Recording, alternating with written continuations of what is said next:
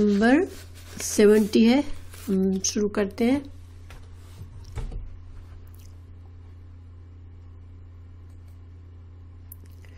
اعوذ باللہ من الشیطان الرجیم. بسم اللہ الرحمن الرحیم. لقد اخذنا میثاق بنی اسرائیل وارسلنا الیہم رسلا كلما جاءهم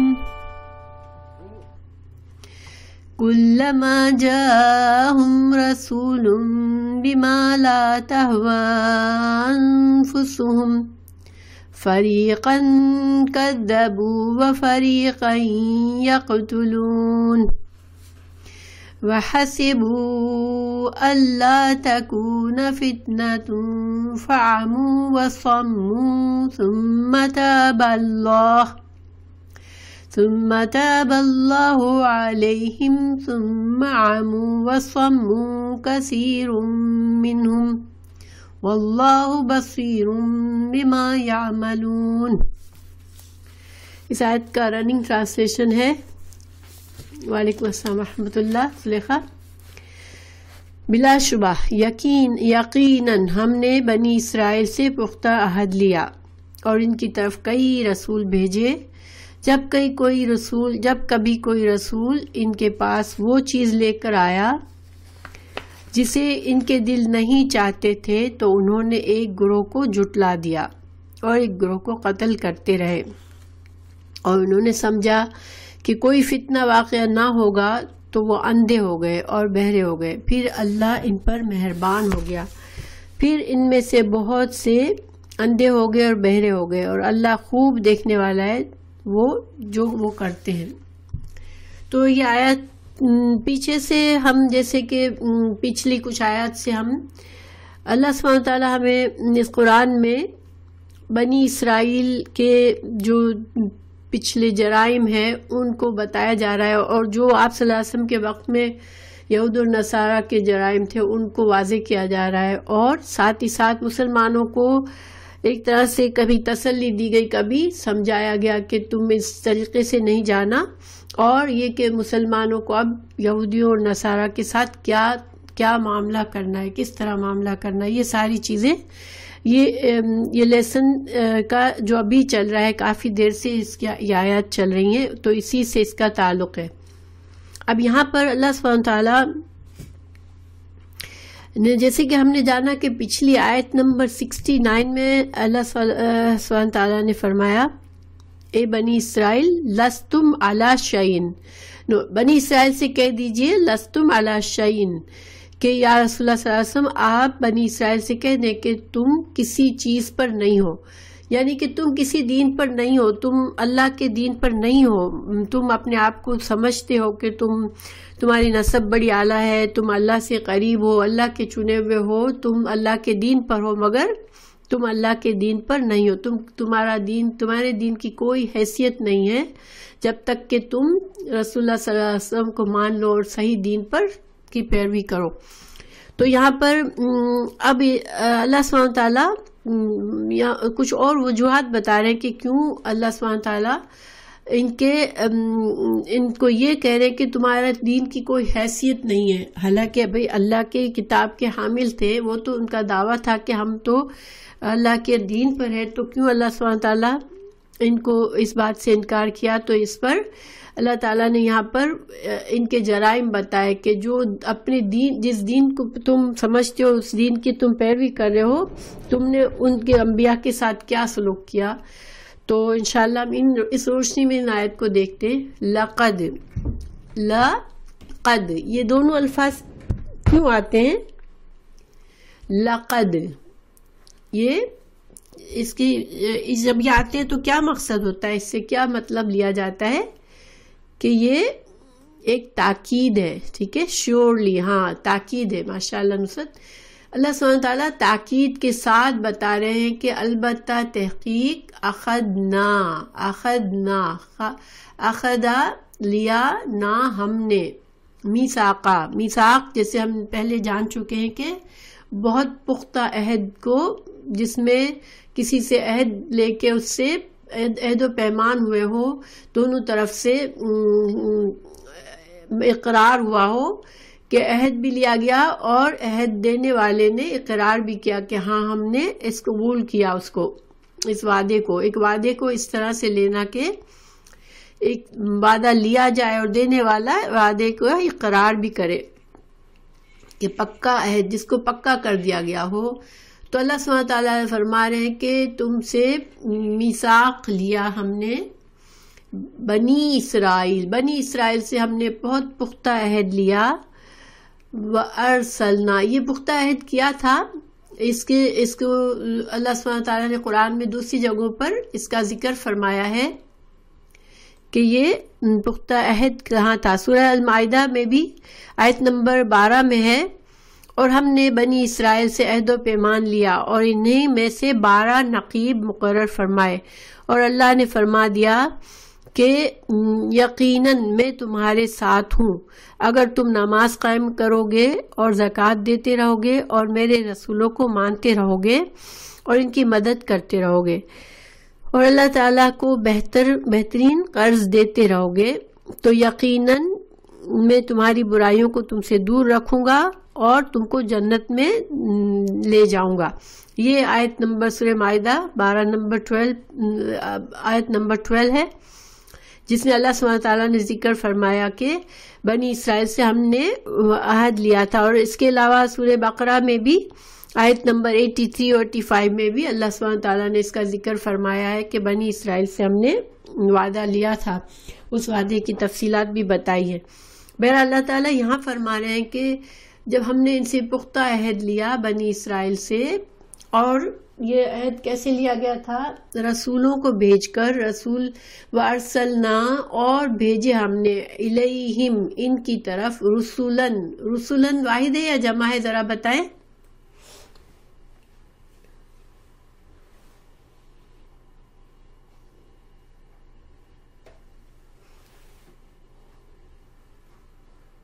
جمع ہے، ماشاءاللہ. رسول اس کی واحد ہے، رسول. ٹھیک ہے، تو کئی رسول بھیجے، مگر ہوتا کیا تھا؟ کلما جب کبھی جاءہم آیا ان کے پاس رسول. یہ کیا ہے؟ رسول واحد ہے یا جمع ہے؟ جب کبھی ان کے پاس آیا رسول، یہ واحد ہے ماشاءاللہ. بیما ساتھ اس کے جو لا نہیں تہوا ہوا سے ہے. ہوا خواہش کو کہتے ہیں، خواہش نفس. تو لا تہوا مینس نہیں پسند کیا، جو ان کی خواہشات کے خلاف تھا کچھ. انفسہم ان کے نفسوں کے. انفس یہ واحد ہے یا جمع ہے؟ انفس یہ جمع ہے. ٹھیک ہے، انفس. اور نفس اس کی واحد ہے. تو جب کبھی اللہ کا کوئی رسول ان کے پاس ایسا پیغام لایا، ایسے احکامات لائے جو ان کے خواہشات کے خلاف تھا، تو کیا کیا انہوں نے؟ فریقاً ایک گروہ کو کذبو انہوں نے جھٹلا دیا، یعنی انبیاء کے ایک گروہ کو انہوں نے جھٹلا دیا کہ تم کو ہم مانتے ہی نہیں ہیں، تم اللہ کے نبی نہیں ہو. اور فریقاً اور ایک گروہ کو یقتلون، اور ایک گروہ کے ساتھ تو اتنے آگے بڑھ گئے کہ ان انبیاء کو قتل ہی کر دیا. تو یہ اتنا بڑا جرم اللہ تعالیٰ نے ان کا بتایا کہ اللہ سبحانہ تعالیٰ نے کیوں کہا کہ تم اپنے دین پر بھی نہیں ہو، کیونکہ جو انسان اپنے دین پر ہوتا ہے وہ انبیاء کرام کے ساتھ ایسا سلوک نہیں کرتا. یہ اللہ نے مثال بتائی. تو یہاں پر ہمیں کچھ سوچنے کی باتیں ہیں کہ اللہ کا دین جو ہے وہ ہمیں پورا لینا. جب بھی اللہ تعالیٰ کسی امت کو، کسی گروہ کو اللہ کا رسول بھیجتا ہے، اللہ کی کتاب بھیجتا ہے، تو وہ پورا کا پورا لینے کا ہوتا ہے. اللہ کا دین ہماری خواہشات کے مطابق ہو جب لیں، اور ہماری خواہشات اور ہمارے نفس پر بھاری لگے تو ہم نہ لیں اللہ کے احکامات کو. یہ طریقہ ایسا ہی ہے جیسے اللہ نے اسی طرح لیا جیسے تم نے کچھ بھی نہیں مانا. آدھا آدھا دین تم مانتے ہو تو اس کا مطلب ہے تم صحیح معنوں میں کچھ بھی نہیں مانتے ہو. صحیح معنوں میں پھر تم کس کی پیروی کر رہے ہو؟ اپنے نفس کی پیروی کر رہے ہو. ٹھیک ہے. جو انسان اللہ کے دین کو مانتا ہے پھر وہ فرما بردار ہوتا ہے اور اللہ کے ہر احکام کو، ہر حکم کو اللہ کا حکم سمجھ کے لیتا ہے. تو یہاں پر اللہ سبحانہ تعالیٰ نے نفی کر دی کہ نہیں، تم جو ہو، تم نے وعدہ پورا نہیں کیا، تم نے اپنی مرضی سے جو خواہشات تم کو پسند آئی، وہ تم نے جو باتیں پسند آئی، جو احکامات پسند آئے وہ لیا، اور باقی کو تم نے چھوڑ دیا اور انبیاء کی مخالفت میں اتنے تل گئے کہ تم نے قتل تک کر دیے. تو انہوں نے جو ہے حضرت زکریا اور حضرت یحییٰ علیہ السلام کو قتل کیا تھا، اور اس کے علاوہ بھی کچھ انبیاء کو ان سے پہلے بھی قتل کیا تھا. حضرت عیسیٰ علیہ السلام کے خلاف بھی انہوں نے سولی چڑھوانے کے لیے رومیوں کے ساتھ مل کے سازش کی تھی، اور رسول اللہ صلی اللہ علیہ وسلم کو بھی قتل کرنے کے لیے آپ کو پوائزن بھی دیا گیا، آپ کو قتل کرنے کے لیے بھی سازشیں کی گئی، اور مسلمانوں پر کئی بار دشمنوں کو اکسا کر لے آئے تاکہ اسلام کا خاتمہ ہی کر دے. تو یہ جو ہے وہ اگر یہ سب کرنے کے بعد اگر وہ سمجھتے ہیں کہ وہ اللہ کے دین پر چل رہے تھے تو یہ ان کے خام خیالی ہے، یہ صرف ان کا خیال ہے. پھر اللہ تعالیٰ فرما رہے ہیں وَحَسَبُوا، اور انہوں نے سمجھا اللہ کے نہ تکونا ہوگا فتنتن، کوئی فتنہ. فتنے کا کئی مطلب لیے گئے ہیں. فتنے سے آزمائش مطلب ہوتا ہے، لیکن جب دیکھیں تکلیف بہت آتی ہے انسان پر، برا وقت آتا ہے تو وہ بھی ایک آزمائش ہوتی ہے. تو یہاں پر اسی معنی میں کہ ان کو کوئی عذاب نہیں ملے گا، کوئی تکلیف نہیں ہوگی ان پر، اللہ کی طرف سے کوئی مشکل نہیں آئے گی. فعامو، تو جب انہوں نے یہ گمان کیا، انہوں نے یہ سمجھ لیا کہ ہم تو اعلیٰ نسب ہیں، ہم تو اللہ کے چنے ہوئے بندے ہیں، ہم انبیاء کی اولاد ہیں، تو ہم جو بھی کریں گے ہم پر کبھی بھی کوئی ایسا عذاب نہیں آئے گا، ہم پر کوئی مشکل نہیں آئے گی. تو ان کے اس غلط گمان نے کیا ہوا، ان کو اندھا بنا دیا. فعامو، اندھے بن گئے، وصمو، اور بہرے ہو گئے. ثم، پھر تابا، مہربان ہوا، اللہ علیہم، ان پر. اب یہاں پر دیکھیں جب انسان کے عقائد غلط ہوتے ہیں، انسان کیا کہتے ہیں کہ انسان غلط امیدوں پر بیٹھا ہوتا ہے کہ میں جو ہوں نہ عمل کچھ نہیں اور نہ ایمان نہ عمل، اور غلط انسان سوچ لے کہ میری نسب بڑی اعلیٰ ہے اس لیے میں اللہ کے قریب ہوں، یا میں فلاں کا امتی ہوں اس لیے زیادہ قریب ہوں اللہ کے. یہ ساری چیزیں ایسی ہیں کہ انسان کو اگر بغیر عمل کے، بغیر ایمان کے، انسان کو پھر اس سے کیا ہوتا ہے، انسان گمراہ ہو جاتا ہے، انسان کی سوچنے سمجھنے کی صلاحیت ختم ہو جاتی ہے اور وہ غافل ہو جاتا ہے. کیونکہ انسان کو اللہ کا خوف اور اللہ کی محبت دونوں کی ضرورت ہوتی ہے. جب خوف ختم ہو جاتا ہے تو دیکھیں بچوں کو بھی ہم اگر دیکھ لیں، ماں باپ بچوں کو صرف پیار ہی کرتے رہیں، لاڈ ہی کرتے رہیں تو بچے بگڑ جاتے ہیں. بچوں کو بھی تھوڑا اگر والدین کا ڈر بھی ہوتا ہے کہ ہم کچھ غلط کریں گے تو ہمیں سزا ملے گی، تو پھر بچہ جو ہوتا ہے وہ صحیح بیلنس رہتا ہے. ہاں بالکل. اندھا اور بہرا، اندھا آمو مینس کہا گیا، اوکے، آمو مینس اندھے اور سمو مینس بہرے. تو اندھا اور بہرا مطلب عقل سے اندھے اور بہرے ہو گئے. ٹھیک ہے، اس لیے کہ دیکھیں انسان کی عقل کے بغیر اگر انسان چلتا ہے تو اس کو عقل کیا چیز ہے، انسان کو خطرات سے آگاہ کرتی ہے کہ دیکھو یہ خطرہ آنے والا ہے، تم سنبھل جاؤ. ٹھیک ہے، جب انسان کی عقل کام نہیں کرتی تو وہ ایسا ہی ہو جاتا ہے جیسے وہ اندھا اور بہرا ہے. تو اللہ تعالیٰ فرما رہے ہیں کہ وہ چونکہ وہ اپنے آپ کو بہت اعلیٰ نسب سمجھتے تھے، اللہ کے چنے ہوئے بندے سمجھتے تھے، ان کو یہ تھا کہ ہم پر کبھی کوئی مصیبت عذاب نہیں آئے گا، اللہ کبھی ہم پر اتنا ناراض نہیں ہوگا کہ ہمیں سزا دے. اور ہم نے یہ ایسی آیتیں پڑھ چکے ہیں کہ انہوں نے کہا کہ ہمیں تو جہنم کی آگ تو چھوئے گی بھی نہیں ہم کو، اور جو یہود و نصارہ ہے وہ بھی وہی صرف جنت میں جائیں گے، باقی کسی کو جنت نہیں ملے گی. اس طرح کے ان کے عقائد تھے. تو جس وجہ سے وہ غافل ہو گئے، ان کی عقل نے کام کرنا چھوڑ دیا، وہ بس اپنی خواہشات کی دنیا میں رہتے تھے اور اس وجہ سے گمراہ ہو گئے. تو پھر اللہ تعالیٰ نے یہاں پر ایک جملہ محفوظ ہے، ٹھیک ہے، معذوف ہے. اللہ تعالیٰ نے فرمایا کہ اللہ نے پھر انہیں معاف فرمایا. تو اصل میں اللہ یہاں پر یہ جملہ چھپا ہوا ہے کہ پھر انہوں نے توبہ کی جب، تو اللہ نے انہیں معاف فرمایا.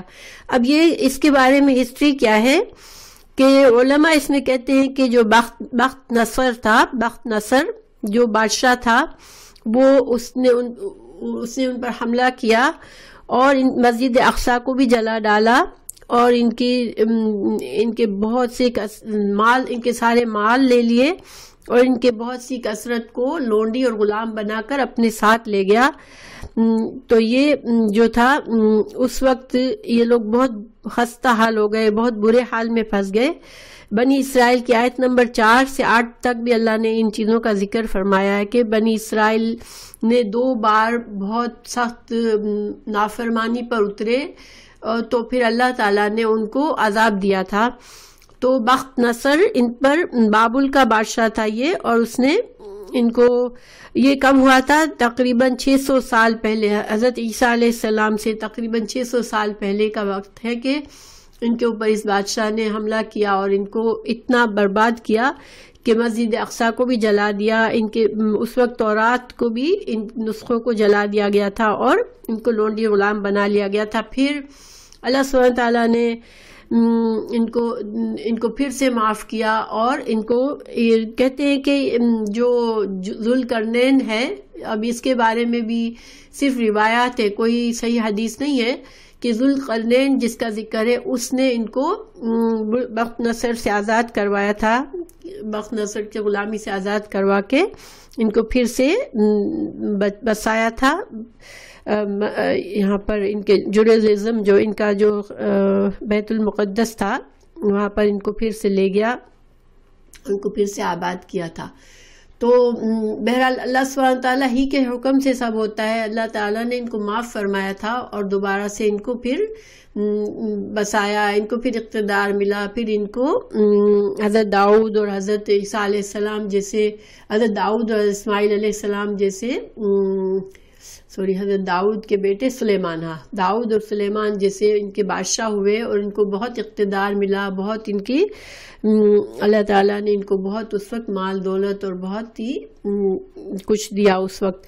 لیکن کیا ہوا، پھر سے جب کثرت سے ان کو نعمتیں ملی اللہ کی، تو کیا ہوا، انہوں نے پھر گناہوں میں پڑ گئے، پھر اللہ کی نافرمانی میں پڑ گئے، اور پھر دوبارہ جو ہے ان کے اوپر ثم عموا وصموا وکثیر منہم. تو پھر کیا ہوا کہ دوبارہ پھر سورہ بنی اسرائیل سے ہمیں پتہ چلتا ہے کہ دوبارہ پھر ان کے اوپر اللہ تعالیٰ نے طالوت کو یا ٹیٹس کو ان کے اوپر مسلط کر دیا، اور اس نے بھی ان کا برا حال کیا اور ان کو قتل و غارت کیا اور ان کے شہر کو برباد کیا. تو یہ ٹیٹس کا واقعہ کہتے ہیں کہ حضرت عیسیٰ علیہ السلام کے 70 سال کے بعد ہوا تھا، کیونکہ انہوں نے حضرت زکریا علیہ السلام کو قتل کیا، حضرت یحییٰ علیہ السلام کو قتل کیا، حضرت عیسیٰ کے خلاف صلیب پر چڑھانے کی سازش کی، بلکہ وہ دعویٰ بھی کرتے ہیں حضرت عیسیٰ کو صلیب پر چلانے کا. ابھی تک وہ ان کو یہی گمان ہے کہ یہودیوں نے ان کو صلیب پر چڑھایا تھا، اور وہ حضرت عیسیٰ علیہ السلام کو نعوذ باللہ زنا کی نتیجے میں ان کی ولادت ہوئی، یہ الزام لگاتے ہیں ان پر.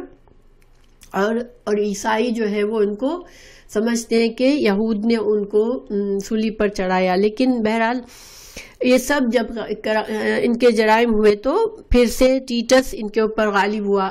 تو ان چیزوں سے ہمیں کیا پتہ چلتا ہے کہ دیکھیں جب حامل کتاب اللہ نے جس قوم کو چنا ہوتا ہے، اس کے اندر نبی بھیجا ہوتا ہے، اس کو اپنی کتاب دی ہوتی ہے، وہ کون سی امت ہوتی ہے؟ وہ اللہ کی چنی ہوئی امت ہوتی ہے. لیکن اس کی جالوت کے ساتھ بھی جیسے بہت سے اس میں اختلافات ہیں، کچھ لوگوں نے کچھ کہا کچھ نے، اور اس لیے کہ صحیح حدیث سے ہم کو بالکل کوئی نہیں پتہ چلتا کہ یہ اللہ سبحانہ تعالیٰ نے کس وقت کی بات کہی ہے. جالوت نے بھی یہ حضرت داؤد علیہ السلام نے اس سے جنگ کر کے اس کو مارا تھا. تو ایون دیکھیں نا ہٹلر کے زمانے میں بھی ان کا کیا حال ہوا. تو ان کی قوم پر مجموعی طور پر یعنی کہ پوری قوم پر جو عذاب آتے ہیں وہ کئی بار ان کی ہسٹری میں ان کے ساتھ ایسا ہوا ہے. اور یہ کیوں ہوا ہے کہ بار بار یہ اللہ تعالیٰ کی آیات سے ہمیں پتہ چلتا ہے کہ یہ اندھے بہرے بن جاتے تھے اپنے اس جھوٹے گمان میں کہ ہمیں کچھ نہیں ہوگا، اور اپنے گناہوں میں اور غلو اور افراط اور تفریط میں، دین میں انہوں نے کبھی اعتدال نہیں کیا، افراط اور تفریط میں رہے. تو اس وجہ سے کئی بار ان پر عذاب آیا ہے. جبھی تو اللہ سبحانہ تعالیٰ نے قرآن میں پوچھا کہ تم ان سے پوچھو کہ ان کو پھر اللہ کیوں عذاب دیتا ہے، اگر یہ اللہ کے چنے ہوئے بندے ہیں تو پھر اللہ ان کو عذاب کیوں دیتا ہے. تو ان پر کئی بار عذاب آیا. ایون رسول اللہ صلی اللہ علیہ وسلم کے زمانے میں بھی دیکھیں نا، انہوں نے اتنا زیادہ مسلمانوں کے خلاف کیا، تو پھر آخر کار کیا ہوا کہ تینوں قبیلے جو تھے، بنو نذیر، بنو قینقاع اور بنو قریظہ، ان سب کا حال کیا ہوا کہ ان کو عرب سے جانا پڑا. اور بنو قریظہ آئی تھنک بنو قریظہ ہی تھے کہ جن کے تو سارے مردوں کو قتل کیا گیا اور ان کی عورتوں اور بچوں کو غلام بنا کے بیچ دیا گیا. تو جب اللہ سبحانہ تعالیٰ کسی کو کتاب دے، نبی دے، تو پھر وہ قوم اگر گمراہ ہو جاتی ہے تو پھر کیا ہوتا ہے کہ یہ اس پر دوسرے مسلط ہو جاتے ہیں. اللہ تعالیٰ دوسروں کو مسلط کر دیتا ہے. دیکھیں آج مسلمان کوئی اچھی حالت میں نہیں ہے، بہت مغلوب ہیں ہر طرف سے. اور اس کی کیا وجہ ہے؟ ہمیں صاف پتہ چلتا ہے کہ نہ قرآن کے مطابق کتنے لوگ قرآن کو صحیح طرح سے سمجھتے ہیں اور قرآن کے مطابق زندگی گزارتے ہیں، اور اپنی خواہشات نفس سے جو بھی بہت سے غلط فرقے بن گئے ہیں، اور لوگ پتہ نہیں کیا کیا دین میں ہمارے ڈالا ہوا ہے انہوں نے، اور لوگ اس پر اندھے تو آنکھیں بند کر کے چل رہے ہوتے ہیں. تو آج مسلمانوں پر جو حالت خراب ہوا ہے اور مسلمانوں پر جو دوسروں کا غلبہ ہے، تو اس کی وجہ بھی یہی ہے کہ مسلمانوں کو اپنی اصلاح کی ضرورت ہے. تو بہرحال اللہ تعالیٰ فرما رہے ہیں کہ پھر دوبارہ وہ عامو اور سمو یعنی کہ پھر سے اندھے اور بہرے بن گئے. کثیرم منہم، ان میں سے بہت سے، یعنی کہ رسول اللہ صلی اللہ علیہ وسلم کے زمانے میں بھی دیکھیں کہ جو زیادہ تر تھے وہ تو اندھے بہرے بنے اور انہوں نے ایمان نہیں لائے، صرف تھوڑے سے تھے جو کہ ایمان لائے تھے. تو اس وجہ سے اللہ سبحانہ تعالیٰ نے یہ نہیں کہا کہ سارے کے سارے اندھے بہرے بن گئے، بلکہ کثیرم، ان کی کثیر تعداد جو تھی وہ ایسی اندھی اور بہری بنی کہ ان کو ہدایت نصیب نہیں ہوئی. لیکن کچھ لوگ جو کہ بصیرت رکھتے تھے وہ ایمان لے آئے، اور اللہ سبحانہ تعالیٰ نے ان کو بڑے درجے دیے اسلام میں. عبداللہ بن سلام ہیں، سلمان فارسی ہیں، اور ایسے ہی کچھ اور جو مشہور صحابی ہوئے جو کہ یہود سے اسلام میں آئے تھے. تو اللہ تعالیٰ نے جنہوں نے اپنی آنکھیں کھول کے دین کو سمجھا اور اپنی غفلت اور اپنی خام خیالی سے نکل آئے، ان کو اللہ نے ہدایت دے دی. پھر اللہ تعالیٰ بصیرم، دیکھنے والا ہے، بما، اس کے جو وہ کرتے ہیں. یعنی اللہ سبحانہ تعالیٰ سے چھپی کوئی چیز نہیں ہے. تو انسان اگر کوئی غلط راہ چوز کرتا ہے تو یہ نہیں ہے کہ اللہ سبحانہ تعالیٰ نہیں جانتے. ہاں بعض اوقات یہ ہوتا ہے کہ اللہ تعالیٰ مہلت دیتے رہتے ہیں اور کہ شاید وہ قوم سنبھل جائے، اور یا پھر مہلت ختم ہوتی ہے تو پھر وہ قوم عذاب کا شکار ہوتی ہے. تو لقد البتہ تحقیق کفرا، پھر اب اللہ تعالیٰ عیسائیوں کے بارے میں بتا رہے. اب تک جو تھے وہ یہودیوں کے جرائم بتائے جا رہے تھے. پچھلی کچھ آیات ہم نے پڑھی جس میں یہودیوں کی باتیں بتائی گئی تھی. اب جو ہے عیسائیوں کے غلط عقیدے کو بتایا جا رہا ہے. لقد البتہ تحقیق کفرا کفر کیا الذین ان لوگوں نے قالو جنہوں نے کہا ان اللہ بے شک اللہ تعالیٰ هو المسیح ابن مریم، وہ کون ہے؟ مسیح ابن مریم ہے. حضرت عیسیٰ علیہ السلام کو بہت سے لوگوں نے، عیسائیوں میں کافی فرقے ہیں، تو کچھ جو ہے وہ حضرت عیسیٰ علیہ السلام کو ہی الہ مانتے ہیں، کچھ ان کو اللہ کا بیٹا مانتے ہیں، اور کچھ جو ہے وہ تین الہ کا عقیدہ رکھتے ہیں، father son and holy ghost, یا کچھ کہتے ہیں father son and Mary mother, اور مدر سن اینڈ، یعنی کہ کچھ جو ہے وہ مریم علیہ السلام ان کے بیٹے عیسیٰ اور اللہ کو نعوذ باللہ تین کو مانتے ہیں، اور کچھ جو ہے اللہ مسیح اور عیسیٰ علیہ السلام اور روح القدس کو مانتے ہیں. تو یعنی کہ یہ سارے کیا ہے، یہ فلسفے، انہوں نے فلسفوں سے اپنا دین بنایا ہے، غلط فلسفے اور غلط عقائد سے اپنا دین بنایا. تو اللہ سبحانہ تعالیٰ یہاں پر تحقیق کے ساتھ یعنی تاکید کے ساتھ کہہ رہے ہیں کہ وہ کافر ہیں. ٹھیک ہے، اہل کتاب ہونے کے باوجود ان کو کافر کہا. جو بھی اہل کتاب حضرت عیسیٰ علیہ السلام کو اللہ کا بیٹا یا اللہ سمجھتا ہے یا پھر تین الہ کا قائل ہے، وہ سب کیا ہے، وہ ان کو اللہ تعالیٰ نے تاکید کے ساتھ فرمایا کہ یہ کافر ہے. ان اللہ بے شک وقد مقالا اور کہا مسیح علیہ السلام نے کیا کہا تھا. اب اللہ تعالیٰ بتا رہے ہیں کہ عیسیٰ علیہ السلام کو انہوں نے تو الہ بنا لیا، مگر حضرت عیسیٰ علیہ السلام نے ان سے کیا کہا تھا، یا بنی اسرائیل، اے بنی اسرائیل، اعبدو عبادت کرو اللہ کی، ربی جو میرا رب ہے، وربکم اور جو تمہارا رب ہے. حضرت عیسیٰ علیہ السلام نے جب پیدا ہوئے تھے، بچے تھے، ابھی بیبی تھے، تو ان کی ماں کی گود میں تھے، تو اللہ نے اپنی قدرت سے ان کو بولنے کی صلاحیت دی، اور انہوں نے کہا تھا اے بنی اسرائیل اللہ کی عبادت کرو، میں اللہ کا بیٹا، اللہ کا بندہ ہوں اور اللہ کا رسول ہوں. تو انہوں نے کہا تھا انی عبد اللہ، سورہ مریم آیت 30 میں ہے انی عبد اللہ، اور اسی طرح سورہ مریم 36 میں انہوں نے کہا تھا ان اللہ ربی و ربکم فاعبدوہ، اور یہ اس وقت کہا تھا جب کہ آپ جو تھے وہ بیبی تھے. اور یہی قول ان کا جب وہ بڑے ہو گئے جوانی میں، تو انہوں نے کہا تھا ان اللہ ہوا ربی و ربکم فاعبدوہ. سورہ زخرف میں 64 آیت میں ان کا یہ قول جب وہ بڑے ہو چکے تھے، جب انہوں نے لوگوں کو یہی تعلیم دی تھی. تو اللہ تعالیٰ فرمائے کہ عیسیٰ علیہ السلام نے تو ان کو یہ کہا تھا. پھر انہو بے شک وہ من جو شرک کرے گا باللہ اللہ کے ساتھ، فقد تو تحقیق حرام ٹھہرایا اللہ نے علیہ اس پر الجنہ جنت کو حرام ٹھہرایا، ومأواہ اور اس کا ٹھکانہ النار آگ ہے، وما اور نہیں للظالمین ظالموں کے لیے من انصار کوئی مددگار. ظالمین یہ واحد ہے یا جمع ہے؟ الظالمین جمع ہے، اس کو واحد کیسے بنائیں گے؟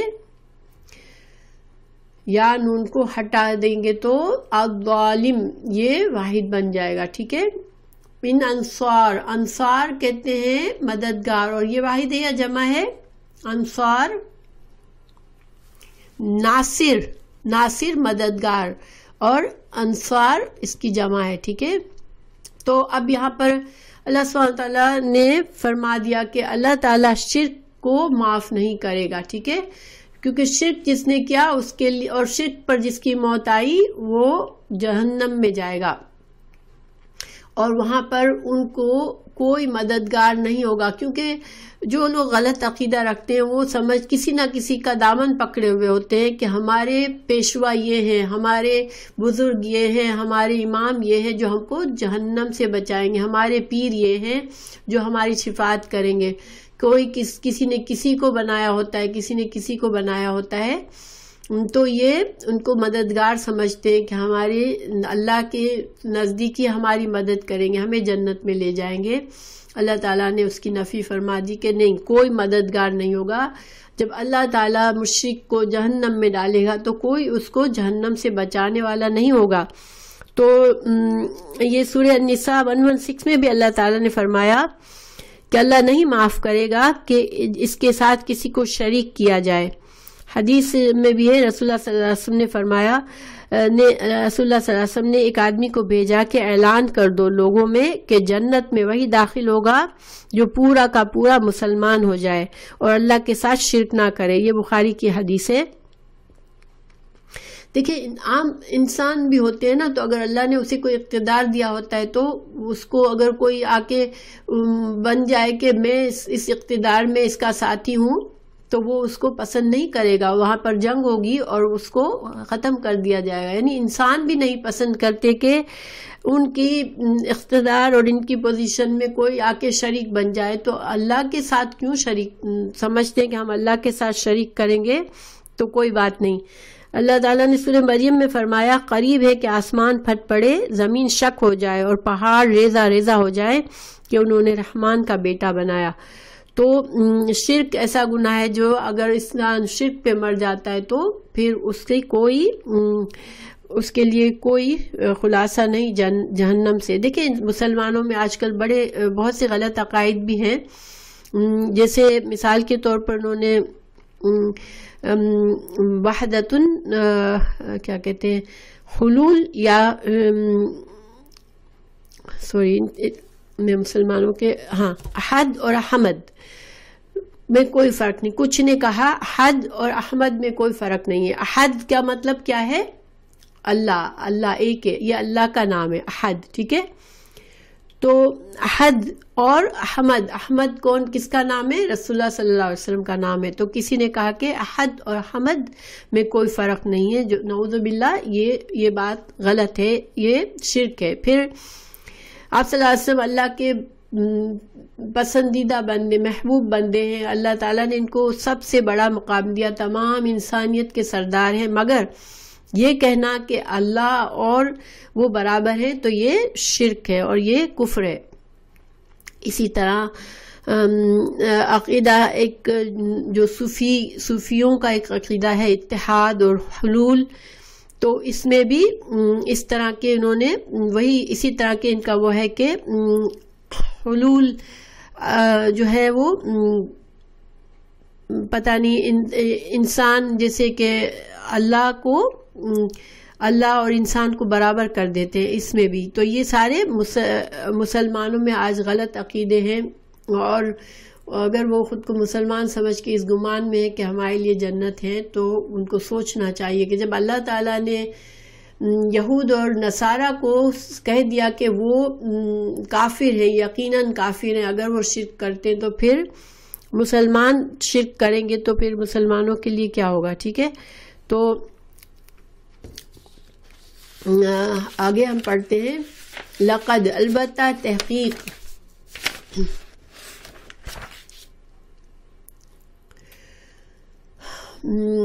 کفر الذین، کفر کیا ان لوگوں نے، قالو، جنہوں نے کہا، ان اللہ، بے شک اللہ تعالی، ثالث ثلاثۃ، تیسرا ہے، تین کا تیسرا ہے۔ یہ ان کا عیسائیوں کا عقیدہ ہے، عقیدہ تثلیث، جس میں وہ اللہ اور حضرت عیسیٰ اور ان کی ماں کو، یا اللہ اور حضرت عیسیٰ اور حضرت جبریل کو جو یونائٹ کرتے ہیں۔ تو اللہ سبحانہ تعالیٰ نے اس عقیدے کی پہلے بھی اس کے بارے میں اللہ تعالیٰ نے ان کو قرآن میں دوسری جگہ بھی کہا کہ تم اس سے باز آ جاؤ، اور یہاں بھی کہا جا رہا ہے کہ یہ ان کا کفر ہے جو ایسا کر رہے ہیں. وَمَا مِنْ إِلَٰهٍ نہیں ہے کوئی الہ الا مگر الہ واحد صرف ایک ہی الہ ہے.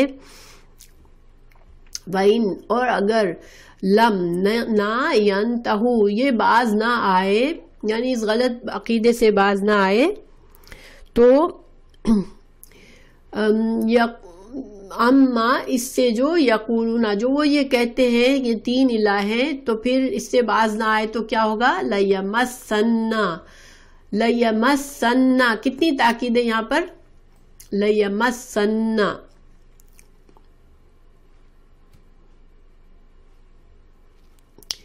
دو تاکید ہے ماشاءاللہ لام تاکید اور نون پر شد البتہ ضرور چھوئے گا الذین ان لوگوں کو کفروا جنہوں نے کفر کیا منہم ان میں سے عذاب علیم دردناک عذاب ان کو چھوئے گا کیونکہ جہنم کی آگ جو ہے انسان کی جلد کو جلائے گی اور جلد جب جلتی ہے تو وہ بڑی تکلیف دہ چیز ہوتی ہے اور دنیا کی آگ تو جہنم کی آگ سے کئی درجے کچھ بھی نہیں ہے اس کے مقابلے میں.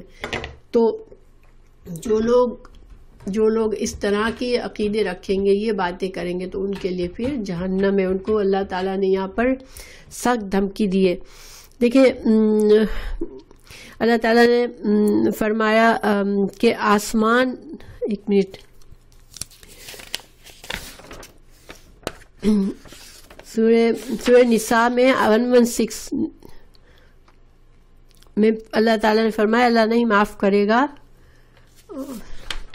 سوری میں ذرا سا میں نے پیج ہٹا دیا اپنی باتوں میں.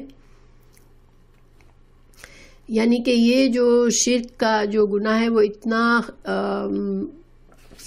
عظیم گناہ ہے کہ اللہ تعالیٰ نے فرمایا کہ آسمان پھٹ پڑے گا. قریب ہے کہ آسمان پھٹ جائے اور زمین شق ہو جائے کہ انہوں نے اللہ کے لیے اولاد کہا ہے کہ اللہ کی اولاد ہے. تو یہ جو ہے کوئی معمولی بات نہیں ہے. ٹھیک ہے تو بہرحال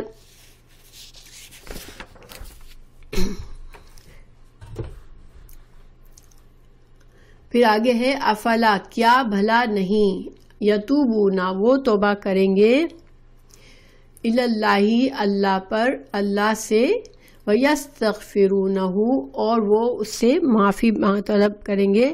ٹھیک ہے اللہ سبحانہ تعالیٰ کی رحمت ہے کہ اتنے بڑے گناہ کے بعد بھی اگر بندہ اخلاص کے ساتھ اللہ سے معافی مانگتا ہے تو اللہ معاف فرما دیتے ہیں. اللہ تعالیٰ فرما رہے ہیں کہ کیا یہ توبہ نہیں کریں گے تو یہ اصل میں ایکچولی حکم دیا جا رہا ہے ان کو حکم دیا جا رہا ہے کہ توبہ کر لیں یہ کہ اگر توبہ کریں گے تو اللہ انہیں معاف فرما دے گا. یہ جو اس انداز میں کہا گیا ہے کہ کیا یہ توبہ نہیں کریں گے تو گویا کیا ہے اللہ تعالیٰ ان کو حکم دے رہے ہیں کہ توبہ کر لو اور توبہ کر لو گے تو اللہ سبحانہ تعالیٰ بہت بخشنے والا ہے. ٹھیک ہے واللہ اللہ تعالیٰ غفور ہے رحیم ہے. یعنی یہ جو تمہارے غلط عقائد ہیں جو شرک کر رہے ہو تم اس سے توبہ کر لو. عیسائیوں سے ہی کلام چل رہا ہے انہی سے بات ہو رہی ہے. پھر اللہ تعالیٰ فرما رہے ہیں مل مسیح ماں نہیں المسیح مسیح ابن مریم عیسیٰ علیہ السلام ابن مریم اللہ مگر رسول ایک رسول ہے. یعنی حضرت عیسیٰ علیہ السلام تو صرف کیا ہے ایک رسول ہے. قد تحقیق خلط گزر چکے من قبل ہی اس سے پہلے الرسل بہت سے رسول یعنی کہ حضرت عیسیٰ علیہ السلام اسی طرح ایک رسول ہے جیسے بہت سے اور رسول بھی آئے ان سے پہلے. وَأُمُّهُ اور ان کی ماں صدیقہ تھی. تو صدیقہ یعنی صدیقہ کا کیا مطلب ہے ہمیں سورہ مریم میں اللہ سبحانہ تعالیٰ نے فرمایا کہ صدیقہ ہے اور اس کی وضاحت کیا کی گئی کہ انہوں نے رب کے کلمات اور کتابوں کی تصدیق کی. یعنی کہ صدیق کسے کہتے ہیں جو سب سے بڑا سچ کیا ہے اللہ سبحانہ تعالیٰ کی وحدانیت. تو جو اللہ کی وحدانیت کی گواہی دل سے، زبان سے، عمل سے دیتا ہے، رسولوں کی گواہی دیتا ہے عمل سے بھی، دل سے بھی اور زبان سے بھی، تو وہ کیا کرتا ہے؟ وہ تصدیق کر رہا ہوتا ہے اپنے ایمان کی۔ تو انہوں نے تو پوری تصدیق کی اپنے ایمان کی، وہ سچی تھی، اللہ کی کتابوں کی تصدیق کی، اللہ کی کلمات کی تصدیق کی۔ اور کانا کیا ہے؟ کانا یہ واحد ہے، جمع ہے، کیا ہے؟ تثنیہ ہے، ماشاءاللہ۔ یہ دونوں یعنی حضرت عیسیٰ علیہ السلام اور ان کی والدہ کے بارے میں اللہ تعالیٰ فرما رہے ہیں کہ یہ دونوں یاکلانی بھی تثنیہ ہے، ٹھیک ہے؟ یہ دونوں تو کھانا کھاتے تھے، الطعام، یہ تو دونوں کھانا کھاتے تھے۔ یعنی یہاں پر اللہ تعالیٰ نے ان کے انسان ہونے کی ایک دلیل بتائی کہ وہ الہ کیسے ہو سکتے، تم ان کو الہ کیسے بناتے ہو؟ وہ تو کھانا کھاتے تھے۔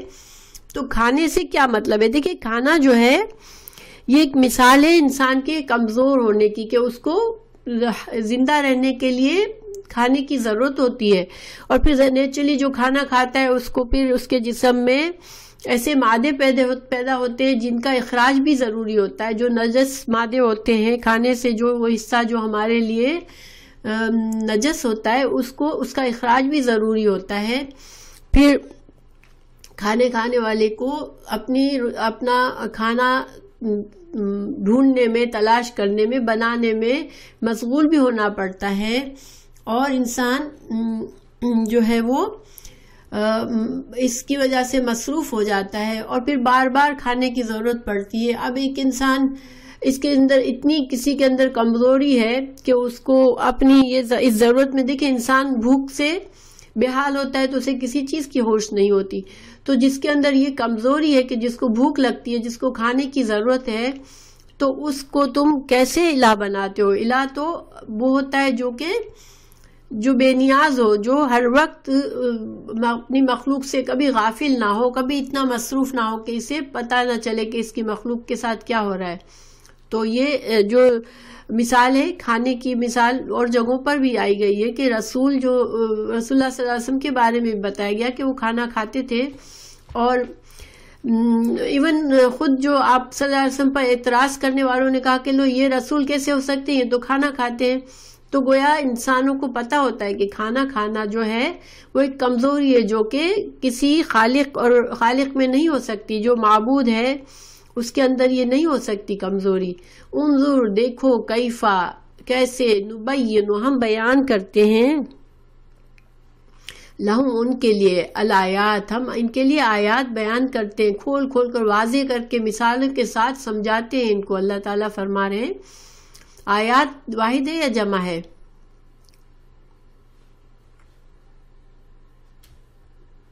ہاں، بازاروں میں چلتے پھرتے ہیں تو وہ بھی بازاروں میں بھی کون جاتا ہے؟ جس کی کمزوری ہوتی ہے، جس کو ضرورت پوری کرنے کے لیے جانا پڑتا ہے۔ آیتن اس کی واحد ہے، ٹھیک ہے؟ آیتن، الف ہٹ جائے گا اور تا گول ہو جائے گا۔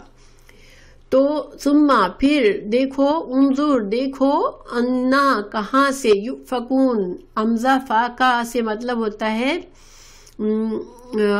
کہاں سے یہ پھر جاتے ہیں، یعنی کہ یہ اللہ تعالیٰ فرما رہے ہیں کہ ہر طرح کی ان کو مثالیں دے کے بات سمجھائی جاتی ہے، تو ان کو پھر کیوں یہ لوگ کیسے بھٹک جاتے ہیں، کیسے غلط چیزوں میں پڑ جاتے ہیں۔ انسان جو ہے واقعی اگر غور کرے تو اس کو خود ہر چیز سمجھ آ جائے، کائنات پر بھی غور کرے تو بھی سمجھ آ سکتا ہے کہ اللہ جو ہے وہ کائنات کا خالق ہے، جو کوئی انسان نہیں ہو سکتا۔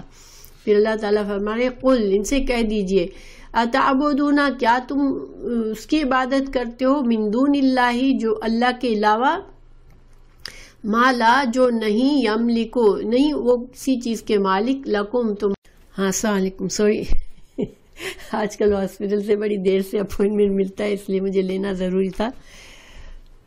اوکے، سو اب اللہ تعالیٰ فرما رہے ہیں کہ قل، کہہ دیجئے، اتعبدون، کیا تم عبادت کرتے ہو، من دون اللہ، اللہ کے علاوہ، ما لا، جو نہیں، یملکو، جو مالک نہیں ہے، لکم، تمہارے لیے، ضرن، کسی نقصان کے، ولا نفعن، یا کسی نفع کے، واللہ، اور اللہ تعالیٰ، ہوا، وہی، السمیع، سننے والا، اور علیم ہے، جاننے والا ہے۔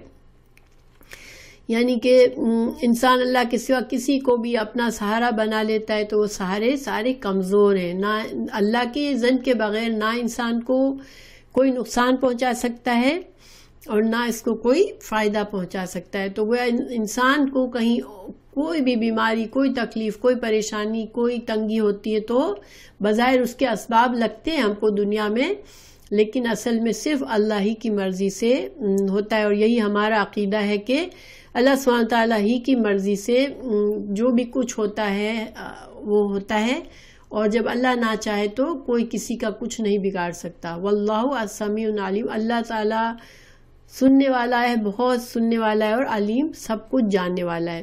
پھر قل کہہ دیجئے یا اہل الکتاب، اے اہل کتاب، لا تغلو نہ تم غلو کرو، فی الدین دینکم اپنے دین میں، غیر الحق نا حق، ولا اور نہ تتبعو نہ تم پیروی کرو، اہواء خواہشات کی، قوم ایک قوم، قد تحقیق، ضلوا وہ بھٹک گئے، من قبل تم سے پہلے، کہ من قبل یعنی اس سے پہلے، وَأَضَلُّوا اور انہوں نے گمراہ کیا، کثیرن بہت سو کو، وَضَلُّوا اور وہ بھٹک گئے، عن سے سواء السبیل اور وہ صحیح راستے سے بھٹک گئے.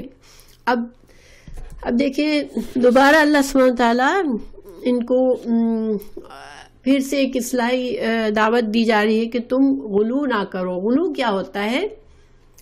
دیکھیں اللہ سبحانہ تعالیٰ کو اعتدال پسند ہے. غلو یہ ہے کہ جس کی جو حق ہو اس سے زیادہ کا مقام اس کو دے دینا، یا پھر جو جس کا مقام ہو اس سے کم کر دینا، یعنی افراط اور تفریط کیا ہے؟ وہ غلو ہے.